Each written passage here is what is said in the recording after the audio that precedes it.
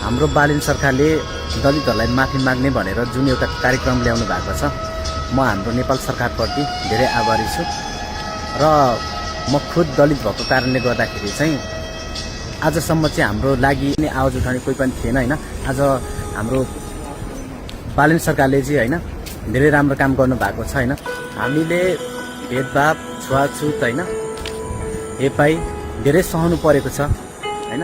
हामी दलित जातिहरूले चाहिँ होइन यो कुराहरूको चाहिँ अन्त्य हुनुपर्छ होइन। यो चाहिँ गाउँदेखि लगेर सहर समेत चेतना हुनुपर्छ होइन। गाउँतिर धेरै नै यो चलन छ होइन, यस्तो भेदभाव गर्ने होइन, सानो जात ठुलो जात भनेर होइन छुट्याउने होइन। हाम्रै दलित समुदायमा चाहिँ हत्या, हिंसा होइन, बलात्कार होइन यो धेरै तीव्र रूपमा छ कि है।